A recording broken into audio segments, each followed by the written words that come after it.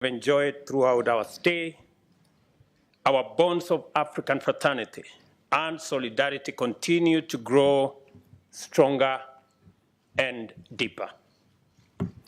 The Pan-African Parliament is a critical organ of the Africa Union, whose full institutional potential is going to become manifest as we rally to formulate effective and sustainable solutions to the tremendous cries confronting our people and humanity in general.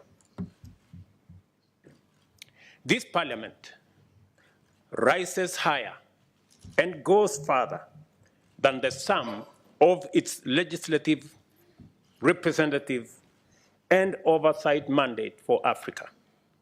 It provides a fundamental deliberative forum where the peoples of Africa gather to reason exhaustively together and develop African solutions to Africa's problems.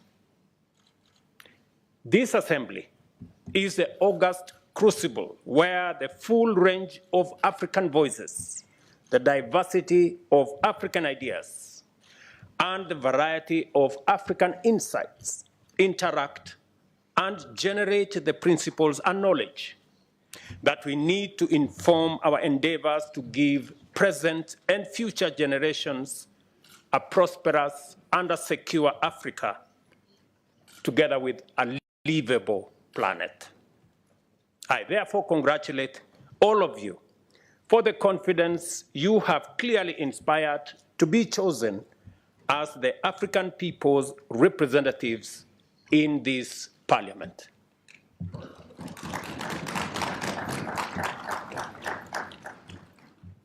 You take your seats in this House at a very critical time for Africa and the world.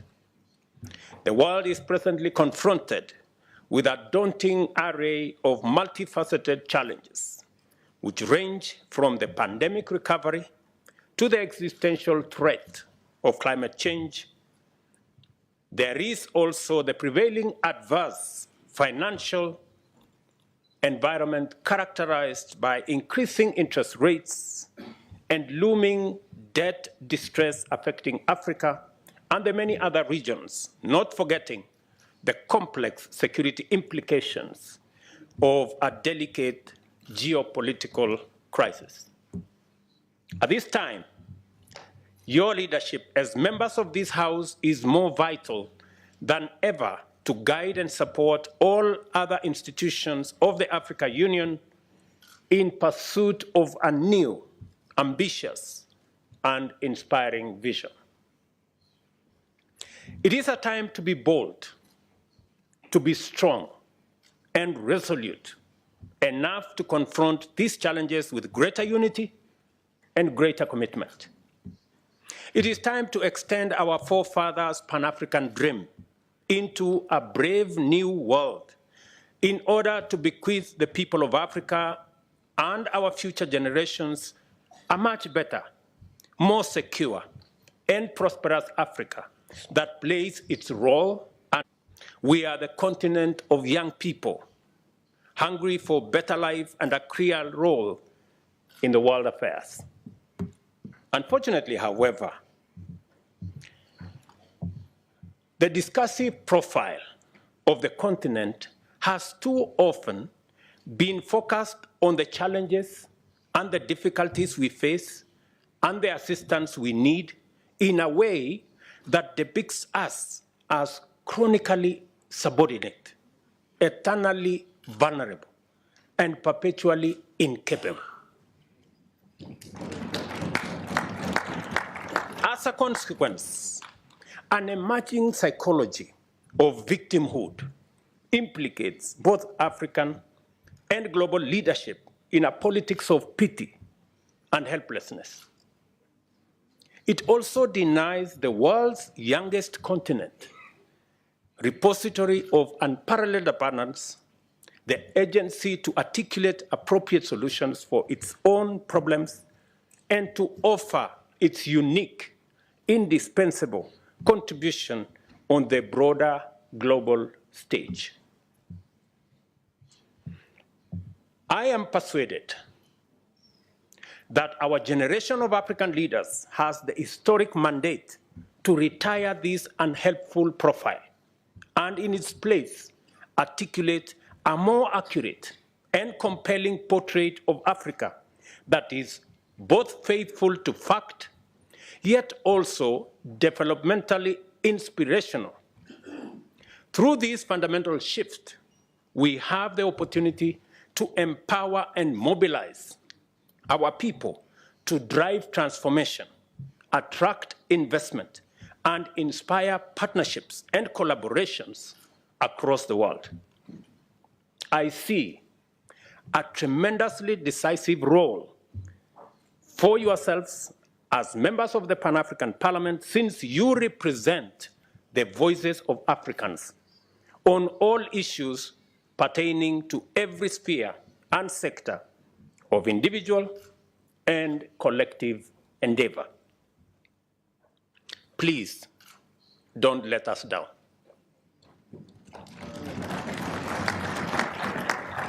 The need to urgently undertake fundamental shift in understanding Africa's global role is overwhelming evidence on the subject of climate change. At the moment, conversations about climate change in Africa focus on the fact that Africa's contribution to global greenhouse gas emissions is minimal at between 3 and 4%, yet the impact of consequent climate change on our people is huge. This discourse also mainly focuses on the questions of compensation for loss and damage and funding for adaptation, mitigation, and resilience. This focus on matters that are clearly urgent tend to dominate and obscure the equally imperative matter of radical economic transformation. I consider rapid economic growth to be indispensable to the achievement of stable and dignified livelihoods for all, as well as the creation of lasting resilience. At the same time, I worry about the mainstream perspective where prosperity is often regarded, ironically, as incompatible with environmental sustainability and relegated to the margins of global agenda for Africa. I will explain this a bit later. As a matter of fact, many Africa's global partners evasively skirt around this necessary conversation, making it difficult and uncomfortable. Explicitly and implicitly, they encourage Africa to focus on managing the consequences of climate change, since only others in the global north are understood to possess the capacity to solve the global problems of such character and magnitude. This unjust dynamic is unnecessary, inappropriate, and only serves to hold us back from fulfilling our potential.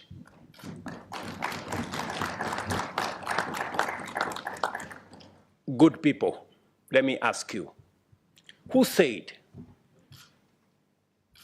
that Africa cannot be part of the solution? That when Africa is being discussed, it's only being discussed in the context of the problems.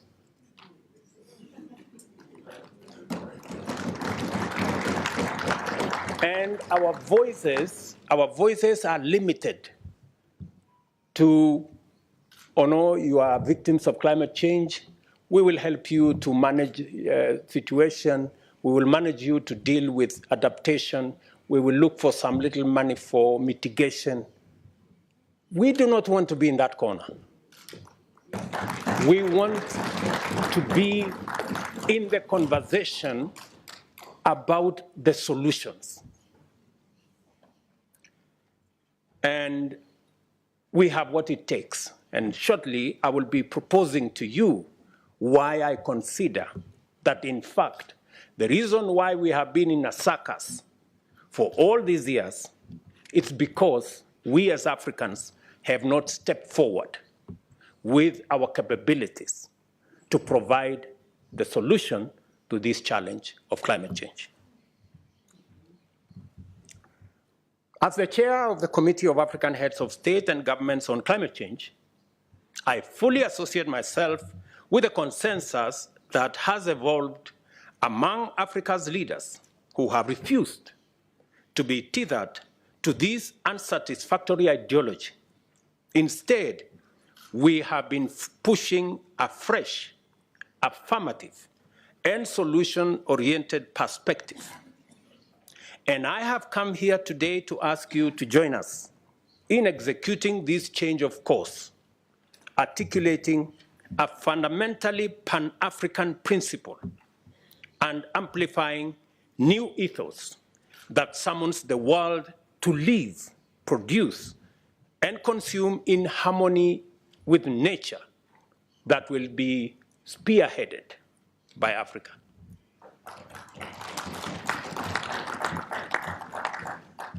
The single most important priority commitment that will propel Africa to lasting security, sustainable stability, and shared prosperity is an opportunity-oriented focus on climate change.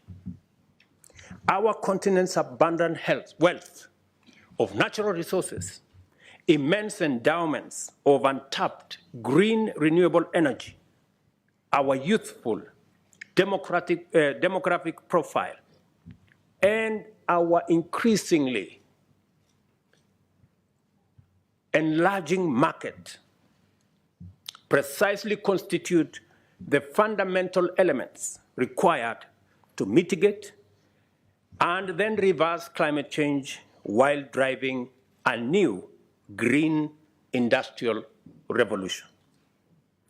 Africa's untapped renewable energy, let me give you some numbers. Africa's untapped renewable energy potential is more than 50 times the world's cumulative demand by 2030. The continent's untapped solar, wind, and geothermal potential is rated as super abundant in most African countries, meaning the potential is over 1,000 times the current demand.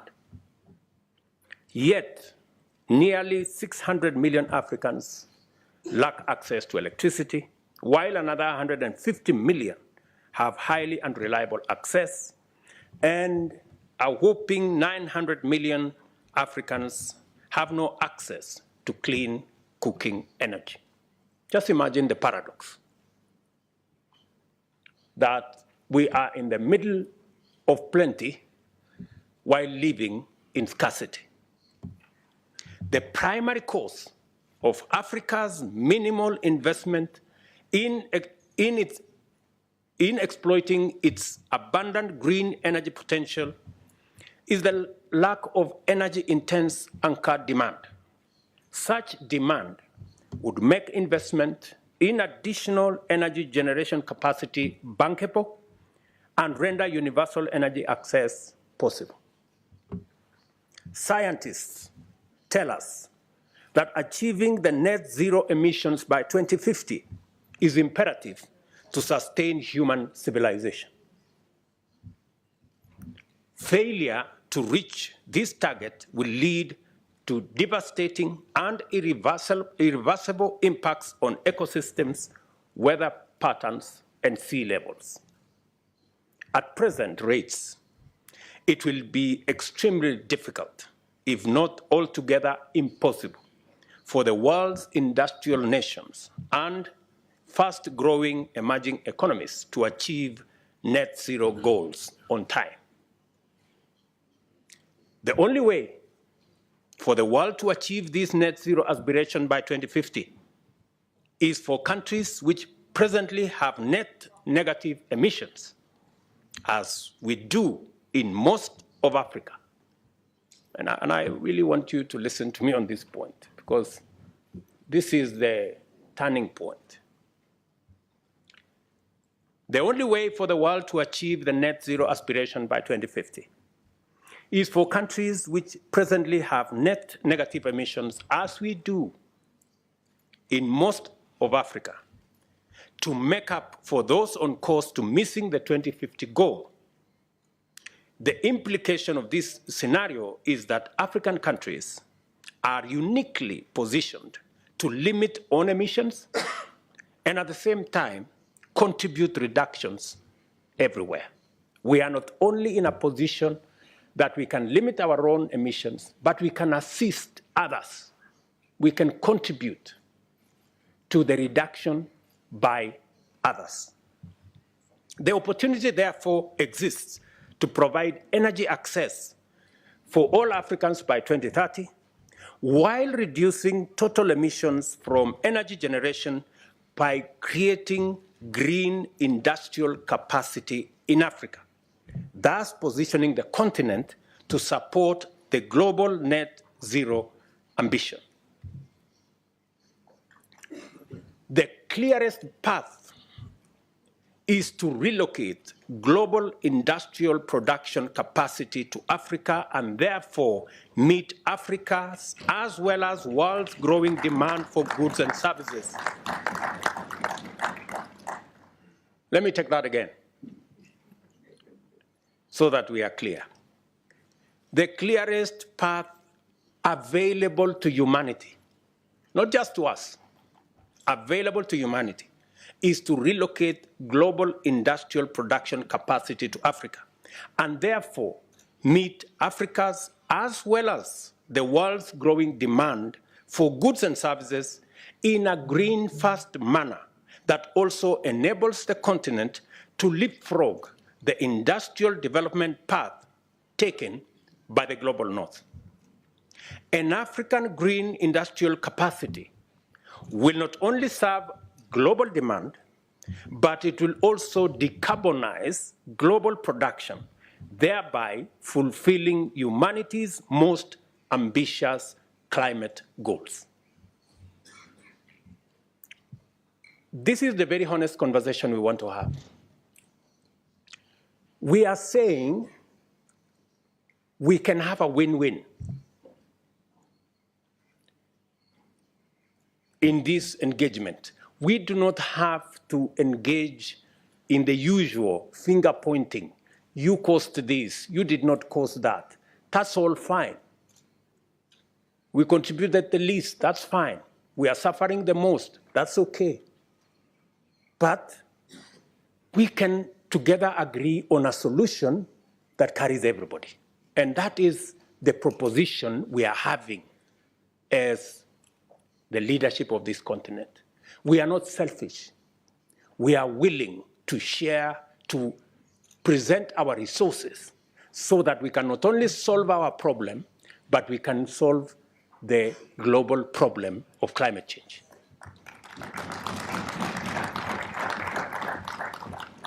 Let me tell you more. For the first time in history, low or no emission production processes for products like steel, fertilizer, and hydrogen are technically feasible and economically efficient, thanks to Africa's abundant renewable energy potential. Moreover, primary processes of essential ores present a major opportunity for Africa to effectively balance its energy and climate ambition.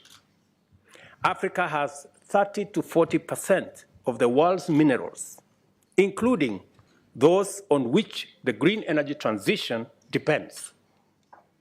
The availability of these significant deposits makes a compelling case for Africa to be a global hub for manufacturing.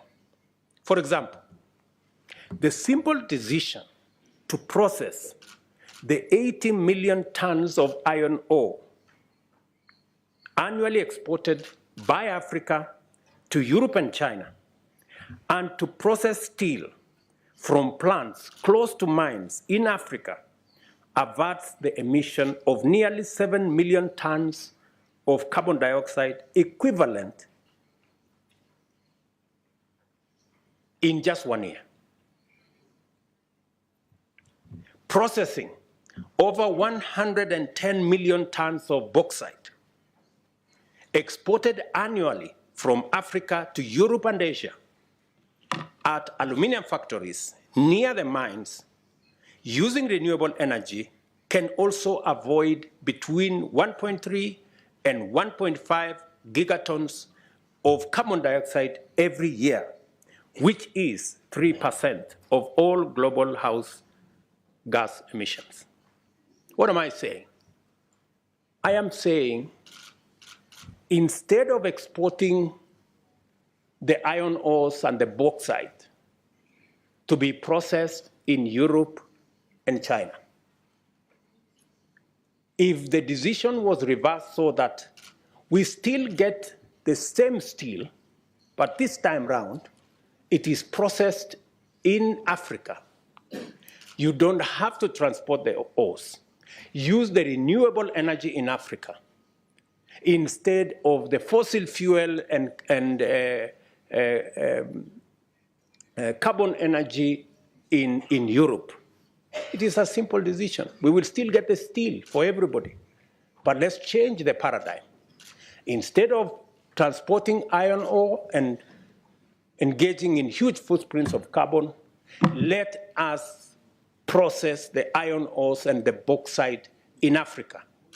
And we are willing, once it is processed in Africa, we will sell the steel to our friends. We will do two things. We will have created jobs in our continent. We will have done green for everybody, green industrialization for everybody. We will have reduced emissions for everybody. And we will have contributed to solving this big equation of carbon emissions. It is as simple as that. It is just as simple as that. You don't need any rocket science to, it is just as simple as it gets. Let me give you an example from Kenya. Kenya is a perfect case in point. Our comparatively small national grid is about 3 gigawatts, but consists of 92% renewable energy. We aspire to make our grid 100% renewable by 2030, in the next 8 years, while executing a quantum leap in grid size to 100 gigawatts and 100% renewable by 2040. The small grid size and relatively high energy cost, production cost, that is in the past made it hard to attract energy-intense industry to Kenya. By recognizing the need to develop industrial anchor demand and shaping our plans accordingly, we have prioritized green industrialization and now aim to make carbon credits one of Kenya's biggest export products. In a month, we will have completed the institutional and legal framework for us to access, manage, and participate in the carbon market space. For the record, all the carbon trading in the African continent, let me say, 25% at the moment is happening in Kenya. I want to encourage us as a continent that is the future. And the legislators here from different parliaments in our continent must carry this back home. To support this, we are working on the appropriate institutional framework to anchor carbon market regulation, align fiscal incentives, and a green investor-friendly environment that ensures communities benefit as businesses also flourish. We are therefore organizing and building our internal government capacity accordingly. And I dare say every other government, every other parliament must begin to internalize and to work along this line. The same will be true for our food production. As the world embraces regenerative agriculture, we recognize that our agricultural practices largely comply with the new approach. We must therefore commit to apply productive technologies driven by renewable energy, such as solar-powered irrigation, along with resilient seed varieties, to increase our yields, and farming in climate-smart ways to generate soil health and additional carbon revenues.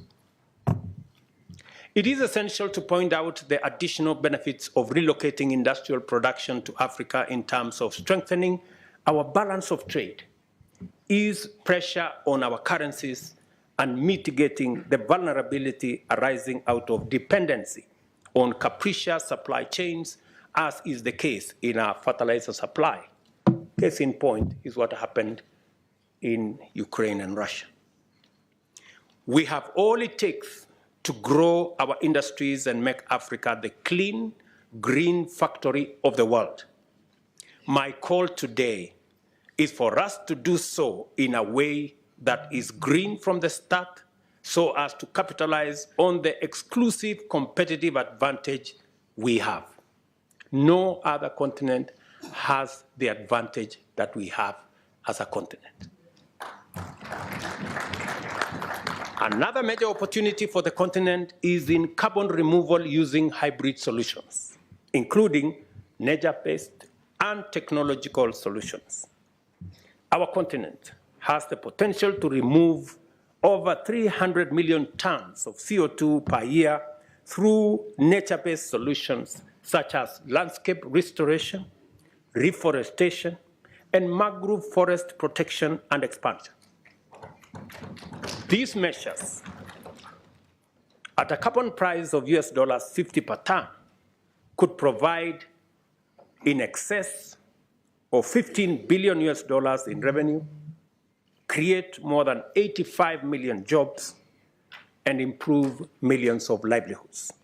Of course, I am well aware that the prices we currently get on average are $5 per ton.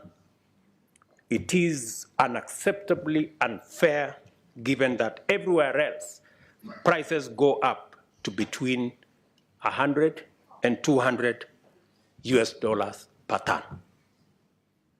That's the conversation we need to have. We need a carbon market that has integrity. And this way, we wouldn't be asking for money for debt. We wouldn't be asking for debt relief. We wouldn't be begging for grants and aid. We will be making a positive contribution to humanity and earning out of the assets of our continent. Regarding engineered solutions, Kenya startups are exploring the use of the Rift Valley geological formations for mineralized storage to replicate the success reported elsewhere in geologically comparable landscapes, such as in the Iceland. If you can generate carbon credits in Iceland, we can also generate carbon credits from the fissures in the Rift Valley. Market and market access are issues of cardinal significance as we articulate growth strategies centered on green development opportunities in our continent. We must also establish enabling policies and regulations that foster incentives to make Africa an attractive destination for the growing pool of global capital seeking climate positive opportunities. The Africa Continental Free Trade Area Agreement is a major step in the right direction to the extent that it seeks to enhance trade within the continent and presents the continent as one large trading area. It is absolutely essential to set up a sound global regime of trade and market with robust incentives for low emission production of goods and services with lower emissions. Such a framework would position Africa as the world's most competitive industrial, investment, and trade destination. I wish to direct your attention, to the European Union's carbon border adjustment mechanism and the potential negative impact it will have on African exports. I hope some of you are aware of this mechanism. Our exports are produced in older and smaller industrial facilities that are not managed to minimize emissions compared to their European counterparts.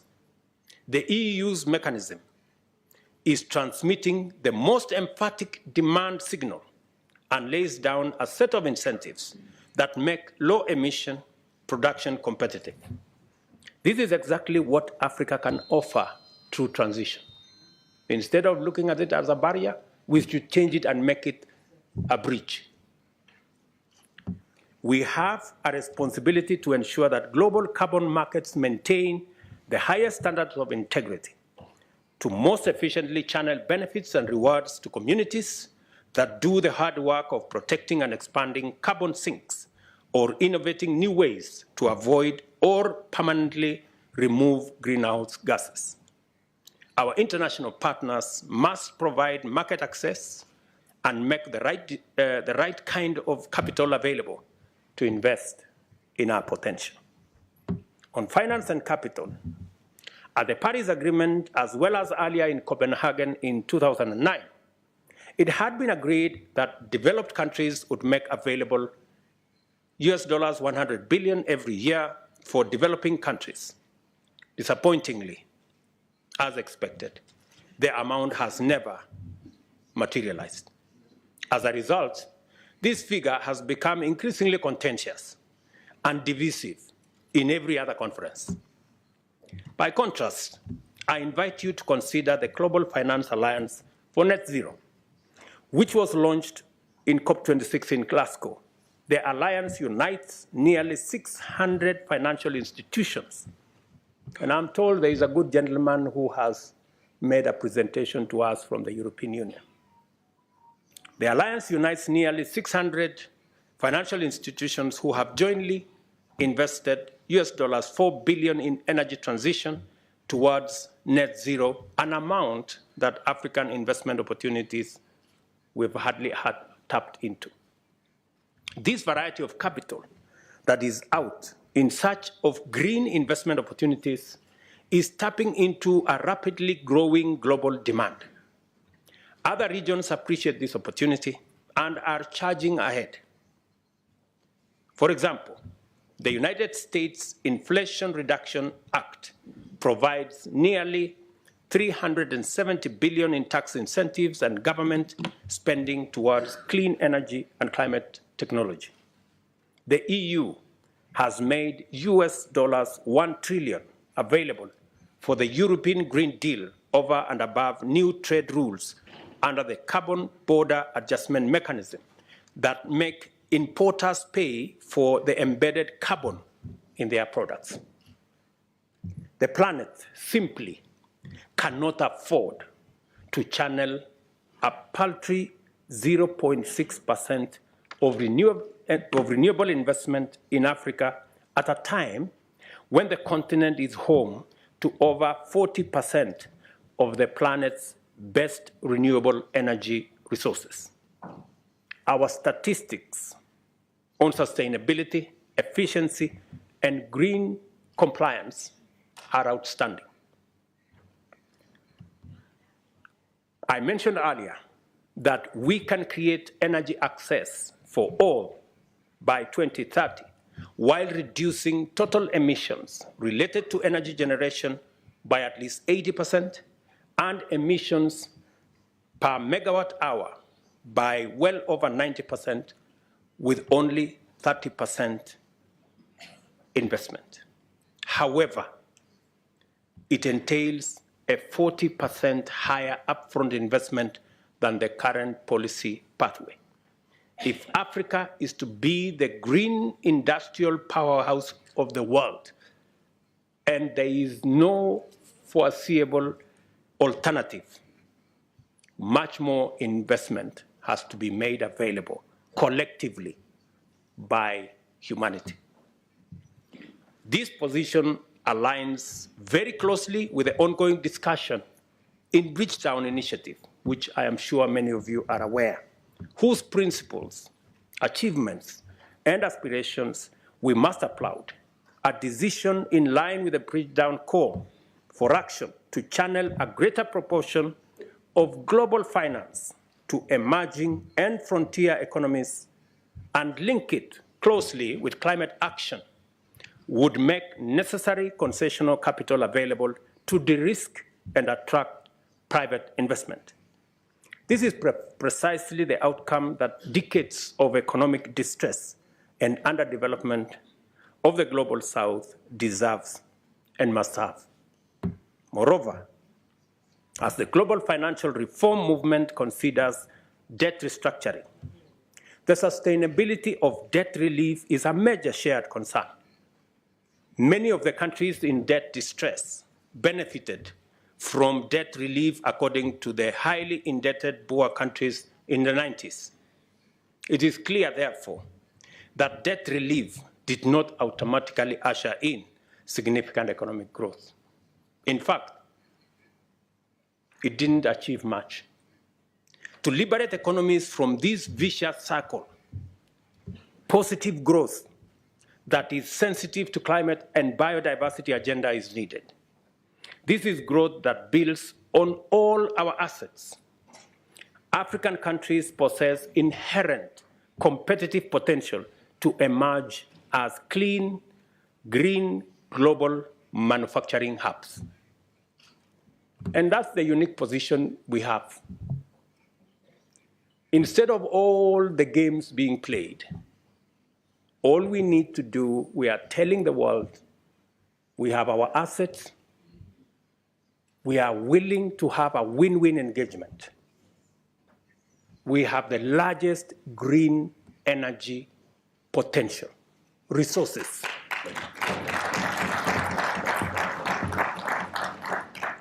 The world has no choice. We cannot continue the fossil fuel-fired industrialization. It has to change. All we are saying is we are coming with our assets, come with investment and technology, we meet halfway, and everybody wins.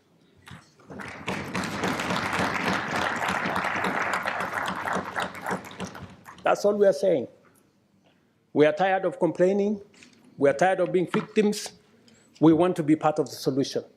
Don't consign Africa to the margins of problems and being victims and managing adaptation.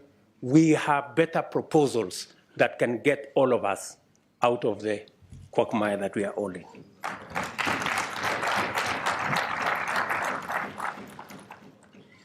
A critical growth opportunity that can be the starting point for our intentional efforts in pursuit of our aspiration is fiscal space arising from both debt restructuring and blended capital, combined with economic growth that increases tax revenues and positions African countries to invest more in adaptation and resilience.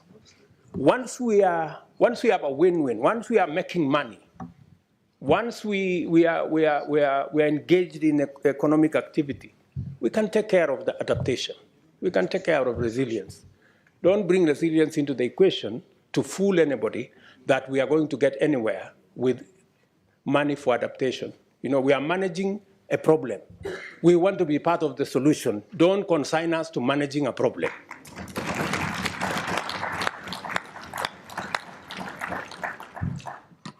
I submit to you, in this esteemed assembly, my good friends, that by taking these measures with a degree of both urgency and resolve, Africa's leaders can energize our economies and inspire the people with a new vision centered on investment and growth, which is in harmony with our planet. In doing so, our generation will have discharged a tremendous historic developmental mandate while realizing our common global ambition to arrest and ultimately reverse climate change. We will also make it possible for our economies to meet the needs and fulfill the hopes of a young workforce, which grows at an annual rate of about 30 million young people in our continent, requiring us to generate millions of decent jobs every year. Your work, honorable members, therefore, is clearly cut out, and your assignment very well defined. By facilitating robust and continuous discourse on the broadest cross-section of Africa, this Parliament will simultaneously employ the federative transmission of ideas from discrete grassroots agencies to the global and continental, multilateral, and intergovernmental fora, and at the same time engage the devolutionary mechanisms of domesticating global standards and international norms.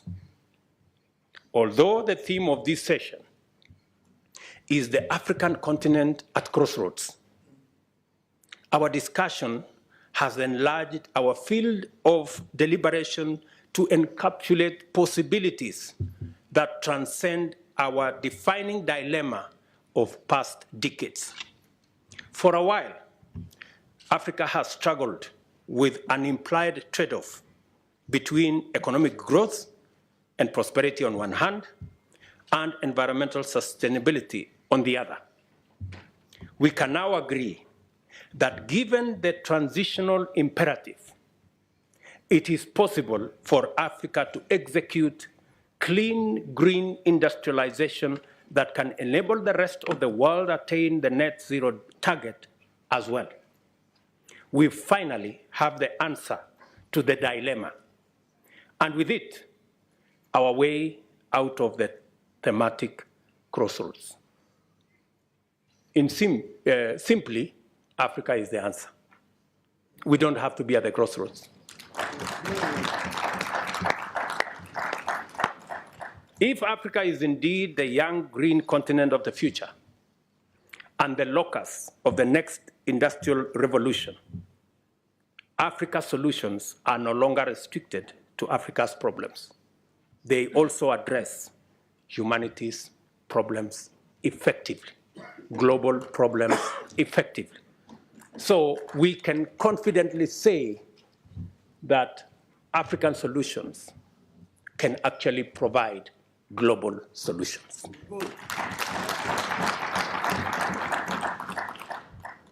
Aspirations often come with a problem of implementation. The concept paper contains a statement that I approved unreservedly. A sound policy framework should begin with formulation and end with implementation. But worldwide policy development is frequently prioritized without regard for performance. Our development partners tend to focus more on providing resources for policy development rather than implementing the policies. This situation has resulted in heaps of policy documents gathering clouds of dust on the shelves of government offices. As legislators, you are mandated not only to formulate law and policy, but also to rigorously oversee their implementation. To ensure that the African Union performs at the level of its aspirations, it will be necessary for you, as legislators, representatives, and overseers, to make sure that it empowers itself with sufficient capacity. Otherwise, African solutions, Agenda 2063, the African Continental Free Trade Area, and the young, clean, green continent of the future will remain a mere pipe dream. I want to persuade you. The power you enjoy today is delegated to you. The authority you enjoy today is delegated to you by the people of our continent. And let me remind you that the authority that you wield comes with responsibility. And responsibility comes with accountability. our Africa Union, we have to rethink the architecture, the governance structure of our Africa Union. This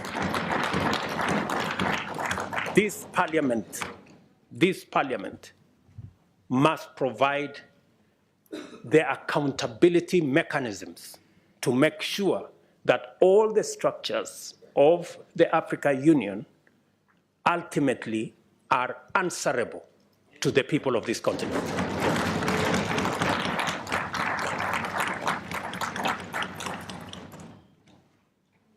It is completely against the principles of accountability to have an impotent parliament.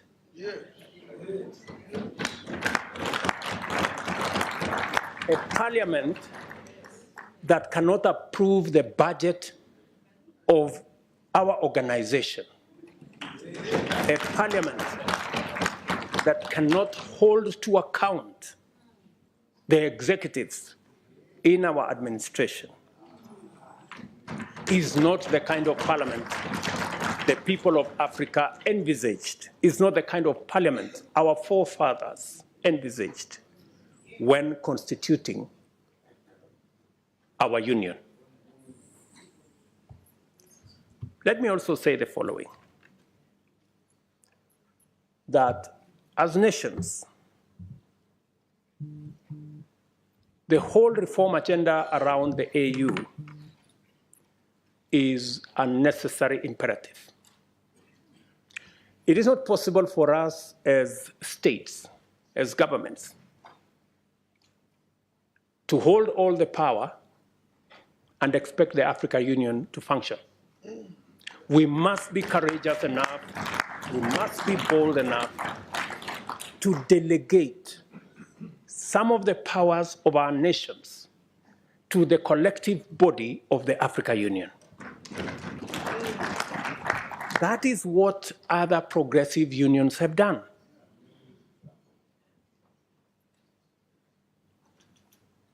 It is not possible for us to continue to engage with the rest of the world the way we are doing. The budget of Africa Union, to a good extent, is funded by development partners. What does it say about our ability to make our own decisions? It is said, he who pays the piper calls the tune.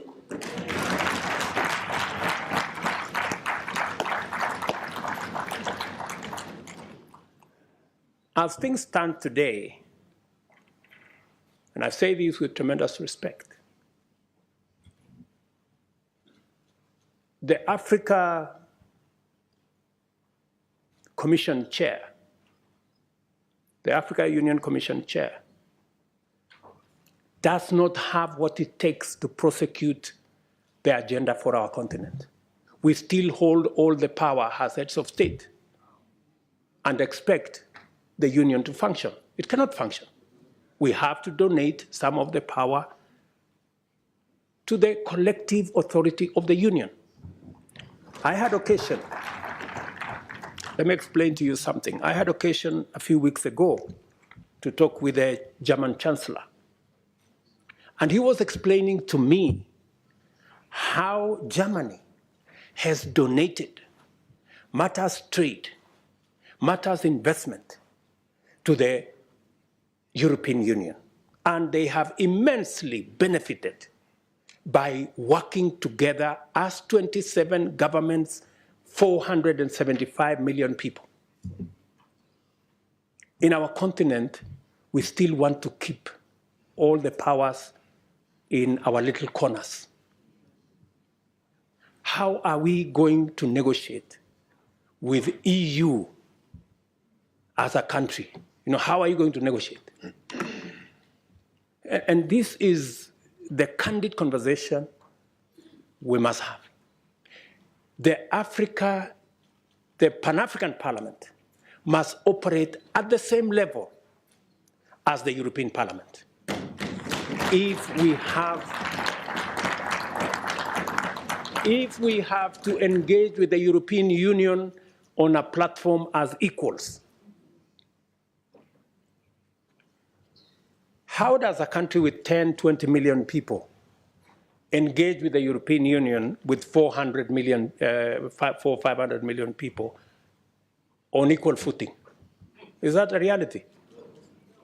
You know, we just must be honest to ourselves. The globe is acting in concert. We cannot afford not to act together. Good people, this is my request to you. And our organization must begin to internalize accountability. If you want to wield power, if you want to wield authority, you must be ready to be held to account. Otherwise, you have no business. And the organization to hold the African Union to account is this parliament.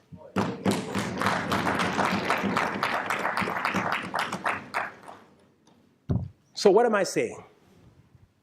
For example, let me give you another example. We have been to US Africa. We have been to some other engagement with other countries. Now we have been invited for Russia-Africa summit.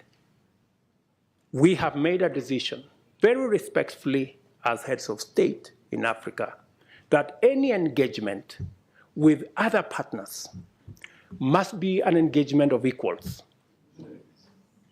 And for it to be meaningful,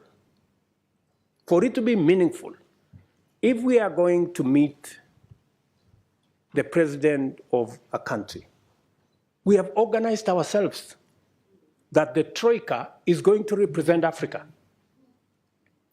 The chair, the current chair, the past chair, the chair that is coming, and the heads of our regional economic commissions, about 6, 7 people.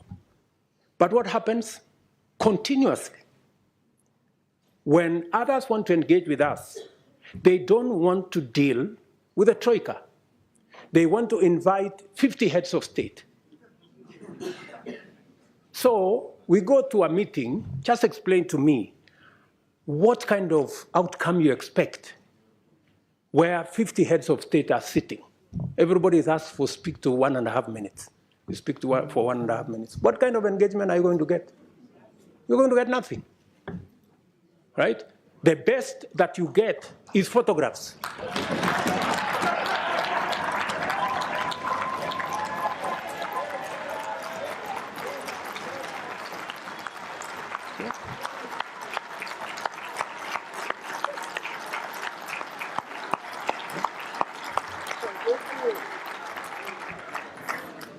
That's it.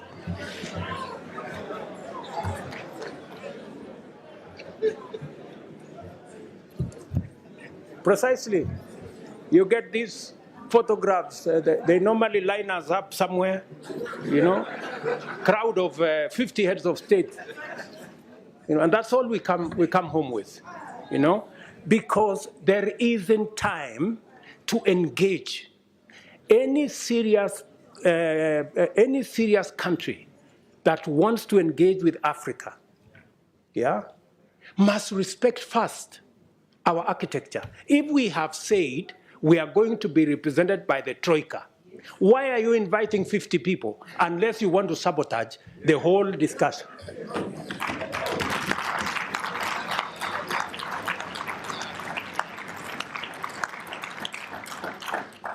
And if you can't respect our own rules, it is a sign of lack of goodwill. I mean, you must, so that when we engage, you know, if we have a smaller group of 5 people, then you can have a meaningful conversation. And we can have a meeting of equals. But here you are, you represent 200-300 million people. You have a guy here who represents 10 people. You have another guy who represents 10 million people. Then that conversation becomes, and some of the time, you know, the most unfortunate thing is that some of the people who invite us to these meetings tell us, if you don't come, there will be consequences. So all of us are forced to go to a meeting that has no meaningful outcome because of blackmail. This is not right, good people. You know, this is not okay, you know? So I have written to my brother who was here the other day that this time round, any other invitation, it must respect the rules of our continent. We have said any meaningful engagement, anybody who wants us to take them seriously, they must first respect our architecture. If they want a fruitful engagement, they should engage our continent in a manner that we can effectively represent our people and we can effectively discharge our mandate and articulate our issues, not in a crowd. We want to be effective. We want to engage, you know? So if you are one head of state and you want to engage all these people, surely, are you sincere, you know, in engaging in a crowd? Because some of these good people, they want to avoid any commitments, you know? They want to avoid any meaningful engagement. They just want a baraza and okay, pictures, and then we go. Dinner, and then, I mean, good people, we have food in our countries, at least. We can eat at home.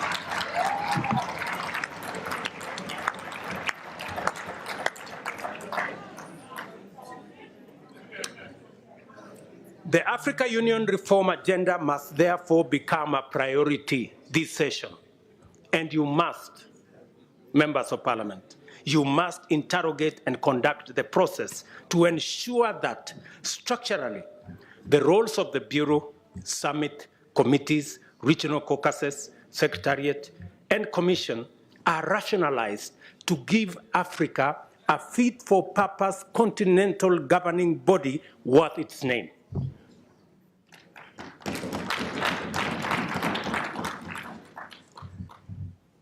To do so, this Honorable Assembly must urgently review the funding arrangements to ensure that Africa Union budgets are financed primarily by members and secondarily by external partners. In turn, this will require a mechanism where Africa Union member states are up to date with their contributions with regard to all our commitments. As matters stand, our most core mandates depend on the goodwill of development partners. Just imagine, including critical peace and security matters, that our own peace and security fund is funded by development partners more than is funded by us as heads of state and countries. Good people, this needs to change. Africa solutions must look like solutions. And in principle, they ought to emanate from us. How do we say we are providing African solutions if it is funded by development partners? It's a fallacy. It means we have no capacity to provide Africa solutions if it is being funded by others. A case in point, we have a situation in Sudan. The generals in Sudan are bombing everything. They are bombing roads, they are bombing bridges, they are bombing hospitals, they are destroying airports, using military hardware bought by African money. Just imagine. We need to tell those generals to stop the nonsense. Yeah.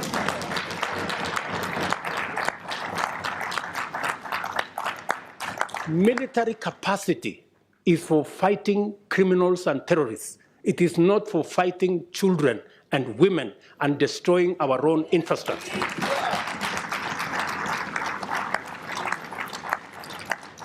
But as it is, we have no capacity to stop this nonsense in our own continent. because our own peace and security fund is funded by others. We have a problem. But I'm telling you, we are going to correct this problem. It is us to do it.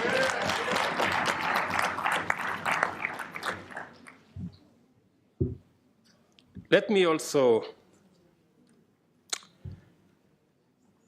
tell you that I think we're going to have a new, and we need your help. We need your support. You must take up your role. You must take up your role and make sure that our executive, the people running the Africa Union, are held to account.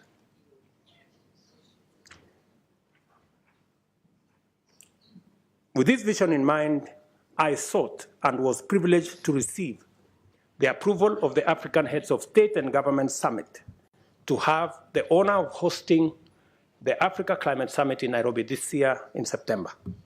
This will be a major gathering of African and global leaders to deliberate and consolidate a clear African position and clear African voice as we project our agenda in the global stock-take engagements and the build-up to COP28.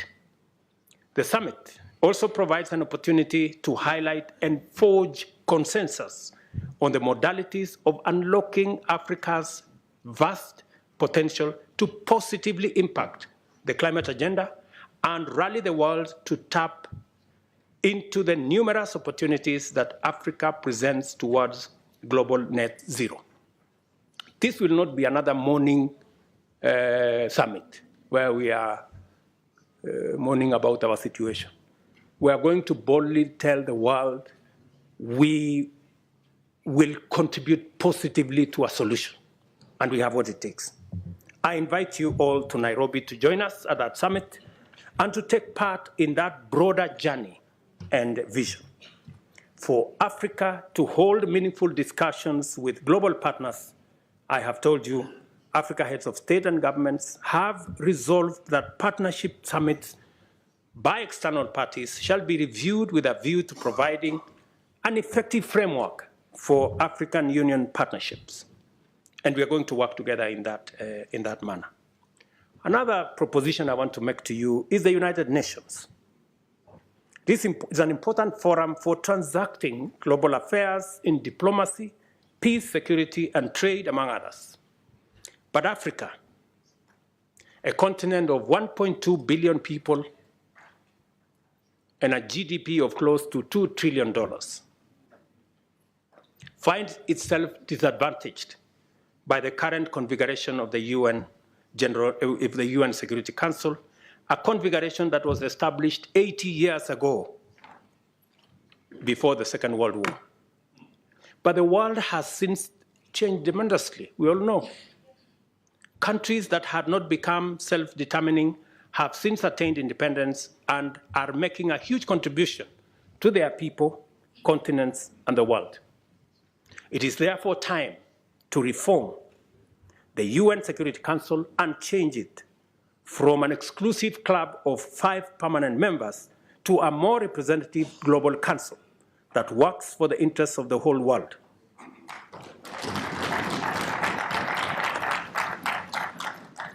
We have said Africa must have, at the minimum, 2 permanent seats at the Security Council.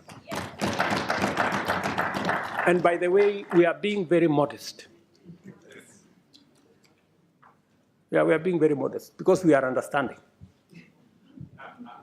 We must therefore work together to make our continent prosperous. For that is what it deserves, and our people now and generations to come, and improve our relations with global business and global investments. One final thing that I know many of you have talked about Paris. Yes, we will be going to Paris because we want to occupy every space. We are going to be consistent. We are going to be coherent. We are going to be audible. until there is no place to hide.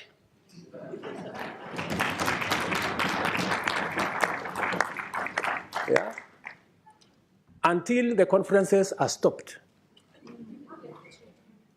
Otherwise, we will make them noisy, we will make them messy, and there will be consequences. If we are not heard, we are refusing to stay on the margins anymore. Yeah?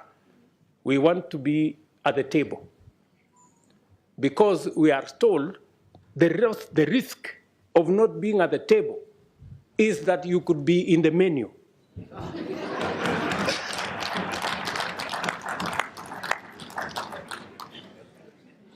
Do you understand? So we are going to occupy every space. And we have been gentlemen for far too long. We are now going to appropriate our place because we have a contribution to make. Ladies and gentlemen, thank you very much for listening to me. I don't take it for granted. And God bless you.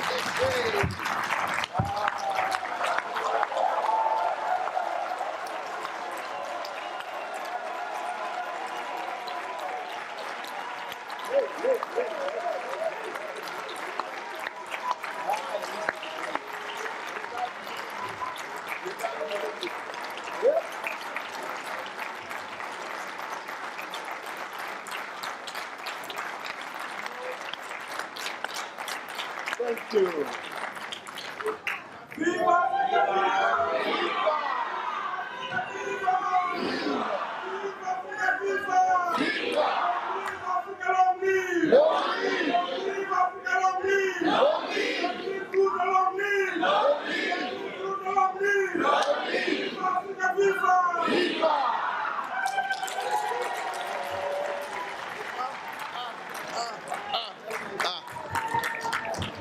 What do we want? Climate justice. What do we want? Climate justice. What do we want? Climate justice. What do we want? Climate justice. When do we want it? Now. When do we want it? Now. When do we want it? Now. Thank you.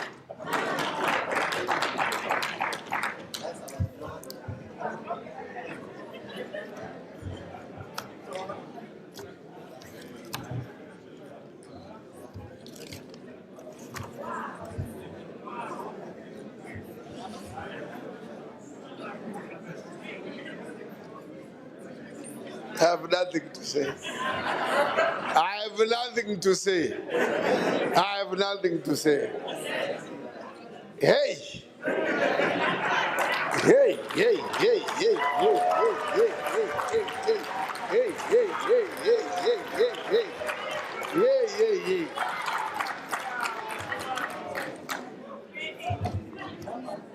Your Excellency. Your Excellency. I am standing here saying, what can I say? Nothing but to just thank you, nothing more. Just thank you. Hey. Yeah. Yeah. At one point, I could see 80% seated and wondering, looking at you like this, wondering whether this is coming from a president of this continent. People have always wanted to hear what you say, but they don't hear it. You know, you spoke as if you were this side, not this side.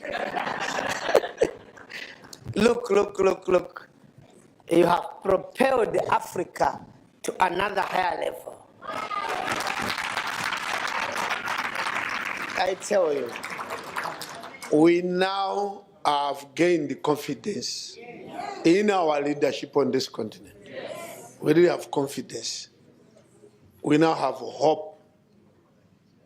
And those that are aspiring, because this parliament has produced, as we said yesterday, a number of heads of state from this parliament